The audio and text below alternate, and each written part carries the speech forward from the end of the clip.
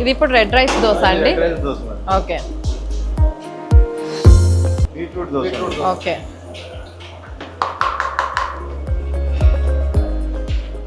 అంటే జనరల్ గా పిల్లలు ఎక్కువ ఇష్టపడరు బీట్రూట్ క్యారెట్ లాంటిది. వాళ్ళకి మామూలుగా మనకి అంటే హెల్దీ ఫుడ్ పెట్టాలి కాబట్టి అలా ఎలాగో పెట్టలేం కాబట్టి ఇలా అన్న పెట్టచ్చు. కలర్ఫుల్ గా ఉంది కాబట్టి తినేస్తారు వాళ్ళు.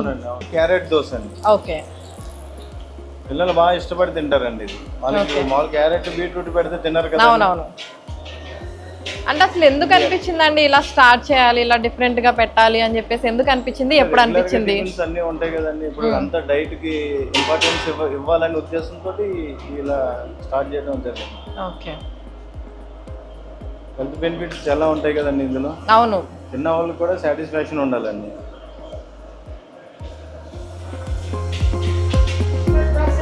ఇదంతా ఆర్గానిక్ అండి, మొత్తం రైస్ కూడా ఆర్గానిక్ తో తీసుకొచ్చి చేపిస్తాను. ఓకే ఆర్గానిక్ రైస్ తెప్పిస్తాను. ఇంకా మినపప్పుతో కలిపి నానబెట్టేసుకుంటామా లేదంటే సపరేట్ గా నానబెడతామా? రాదండి, ఇది నైట్ నానబెడతారండి. మార్నింగ్ మామూలుగా రుబ్బింగ్ వేసేసండి ప్రాసెస్ చేసి చేస్తారండి. ఓకే అంటే ఎలా వేస్తారు ఇప్పుడు? జనరల్ అయితే ఒక కప్పు మినపప్పుకి 2 కప్పులు బియ్యం అలా వేస్తారు కదా, మరి ఇది ఎలా వేస్తారు? రెడ్ రైస్ కానీ బ్లాక్ రైస్ కానీ క్వాంటిటీ ఎలా ఉంటుంది? 1 కప్పు ఈ మినపప్పు కానీ 2 కప్పులేమో రైస్ వేస్తారు. సేమ్ అదే ప్రాసెస్, కాకపోతే రైస్ అన్నది మారుతుంది. అవునండి, రైస్ మారుతుంది.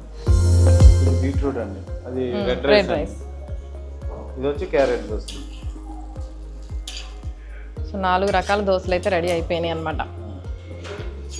ఎందుకంటే అండి ఇప్పుడు పిల్లలు అసలు ఫుడ్ సరిగ్గా తినట్లేదు, వాళ్ళకి కొత్తగా చూపించాలి టేస్ట్ అన్నది, లేదు అంటే తినట్లేదు కాబట్టి ఇలా రోజుకి ఒక రకం ఫుడ్తో చేయించాలి. అవును, వాళ్ళకి టేస్ట్ డిఫరెంట్గా ఉండాలి అంతే. బ్లాక్ రైస్ దోశ అండి, ఇది వచ్చి రెడ్ రైస్ దోశ అండి, ఇది వచ్చి క్యారెట్ దోశ, బీట్రూట్ దోశ. 4 కూడా మంచి కలర్ఫుల్ గా ఉన్నాయన్నమాట. ఇదేమో కొంచెం రాగి పిండి దోశలాగా కూడా అనిపిస్తుంది అనమాట చూడటానికి. ఇప్పుడు జనరల్ గా అది కూడా తింటున్నాం కాబట్టి.